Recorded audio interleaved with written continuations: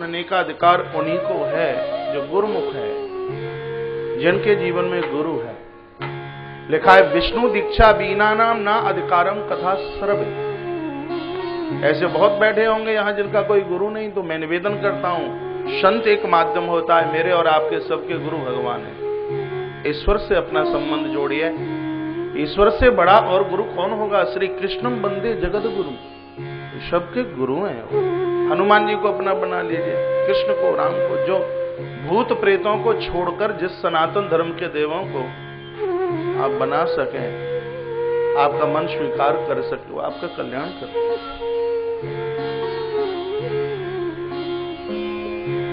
तत्पश्चात यह पूछा गया कि कथा पूरी हो जाए तब क्या करना चाहिए। कहा कोई गृहस्थ कथा करा रहा है तो वह यज्ञ यजन हवन जरूर कराए। देखिए, आप जो मंत्र जप करते हैं, मंत्र से स्वयं का कल्याण, थोड़ा और सुनो, मंत्र से सिर्फ स्वयं का कल्याण होता है और यज्ञ से पूरी समष्टि का कल्याण होता है। यज्ञ का धुआं जहां जहां तक पहुंचता है वहां किसी भी प्रकार की अलाई नहीं रहती, किसी भी प्रकार की बलाई नहीं रहती, पूरी समष्टि का कल्याण होता है। यज्ञ वही विष्णु, यज्ञ तो साक्षात नारायण का रूप है। और मैं इस पवित्र व्यासपीठ से निवेदन करना चाहूंगा, जो यज्ञ करें और उनके यहां भगवान न आवे, ऐसा हो ही नहीं सकता, भले ही वह राक्षस यज्ञ क्यों न करे। प्रमाण है, यदि कोई इस धरती पर कोई राजा बलि यज्ञ करता है तो वहां भगवान को वामन बनकर के प्रकट होना ही पड़ता है। यदि कोई कंस यज्ञ करता है वहां कृष्ण को पहुंचना ही पड़ता है। और यदि कहीं कोई महाराज दशरथ यज्ञ करते हैं और वहां भगवान राम प्रकट न हो, ऐसा हो ही नहीं सकता। आप आदत डालिए, घर में यज्ञ होवे। आप रोज करें बहुत अच्छी बात, नहीं तो महीने में 15 दिन में आपके घर में यज्ञ हो। इतना भी नहीं आप कर सकते हैं तो 2 तिथियां आप नियुक्त कर लीजिए। मैं बहुत बार प्रवचन में बोलता हूं, एक है पूर्णमासी और एक ही अमावस्या। अमावस्या को यदि आप यजन करोगे, यज्ञ करोगे, ब्राह्मण को भोजन कराओगे, या गारंटी यह है, दावा है व्यासपीठ का, कभी भी जिंदगी में कभी अकाल मौत नहीं हो सकती। व्यक्ति काल के गाल में सुरक्षित है, पुरखों की कृपा से होता है, ये पूर्वजों की कृपा से होता है। अमावस्या को आप मानिए, ये हमारे पूर्वजों के लिए, हमारे पुरखों के लिए। उस दिन आप ब्राह्मण को बुलाइए, उसको जिमाइए, आप हवन कीजिए, आप यजन कीजिए, इसका बहुत भारी महत्व है। उन घरों में बड़ी बेचैनी होती है जिन घरों में श्राद्ध नहीं किया जाता। आज के नास्तिक लोग कहते हैं जो मर के चला गया वो क्या जीवने के लिए आएगा।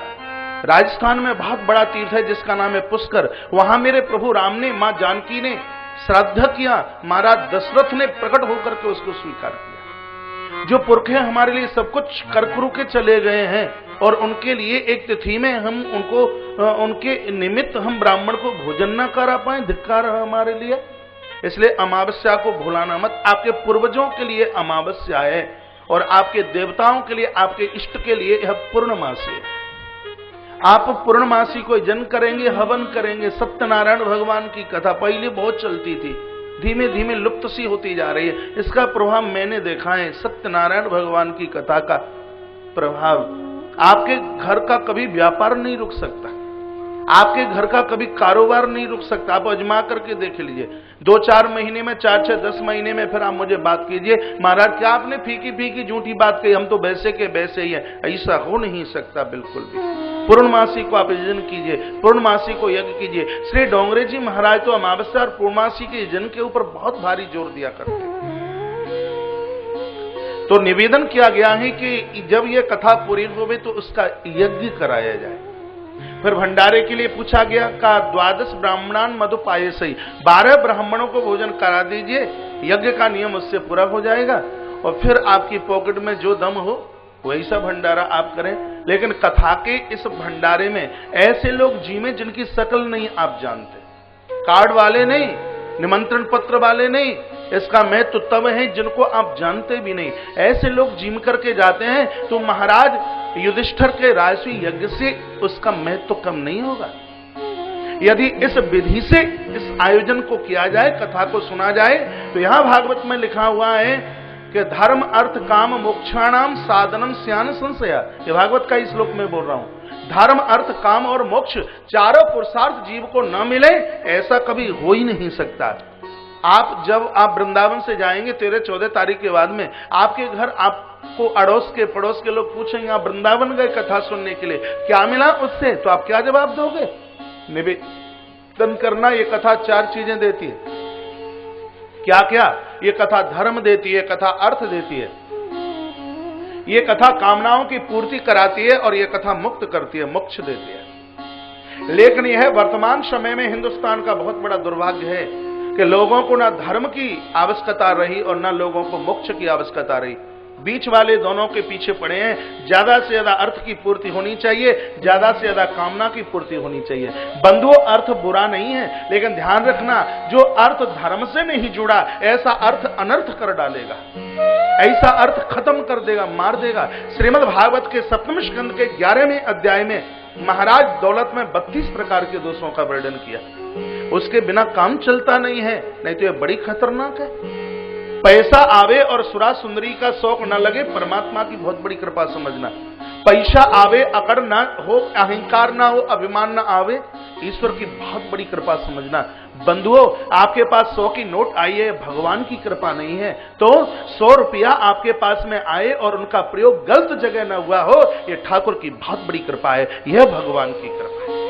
जब जब आप प्रातः पूजा में से उठें तो भगवान को यह मत कहना कि आप मुझे इतनी दौलत दे दीजिए। ईश्वर को यह जरूर कहना कि भगवान, जो आपने मुझे दिया है इसको आप सतमार्ग पर लगाइए, सत्कर्म पर लगाइए, ये गलत रास्ते पर न पहुंचे। मैंने बहुत बार प्रवचन में कहा, किसी संत के माध्यम से आपका पैसा कहीं किसी धर्म कार्य में लग गया हो तो उस साधु के ऊपर एहसान मत दिखाना, ताली बजा करके उसके नाम का गुणान वादन करना कि तुम्हारा 1 रुपया उसके माध्यम से कहीं सत्कर्म में लग गया, अच्छी जगह लग गया।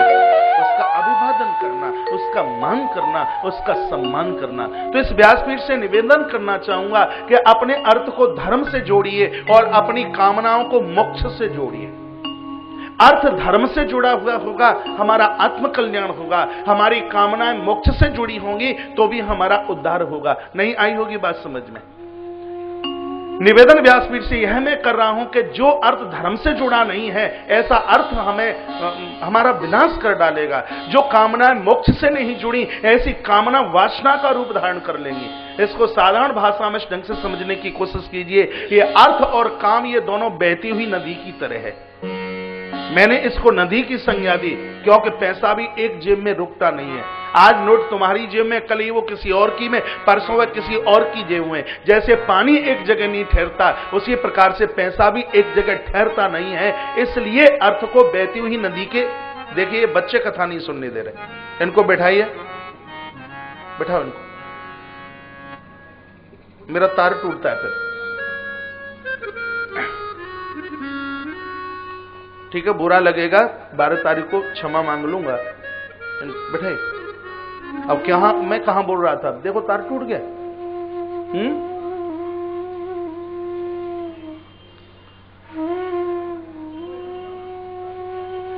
मुझे पता है।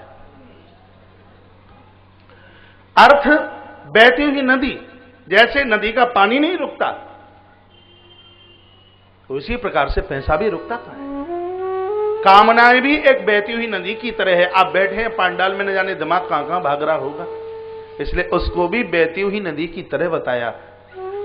बंधुओं, अर्थ और काम बहती हुई नदी है, धर्म और मोक्ष उसके 2 तट हैं। ये आप सब जानते हैं। नदी वही बढ़िया है जो अपनी सीमा के बीच बहती है। जो नदियां अपनी सीमाओं को लांघती हैं, सीमा को तोड़ती हैं, ऐसी नदियां लोगों का विनाश कर डालती हैं। चाहे वो भले ही गंगा क्यों ना हो, भले ही वो यमुना क्यों ना हो। जिन नदियों ने अपनी सीमा को तोड़ा, उन्होंने लोगों को विनाश की घाटी पर पहुंचा दिया। उसी प्रकार से अर्थ और काम रूपी नदी के 2 तट हैं, एक का नाम है धर्म और एक का नाम है मोक्ष। ये अर्थ और काम की नदी भी धर्म और मोक्ष की सीमा को तोड़ डालेंगे तो यह भी लोगों का विनाश कर डाले। इसलिए अर्थ और काम को धर्म और मोक्ष रूपी नदी के अंदर रखिए। बात आई है समझ में?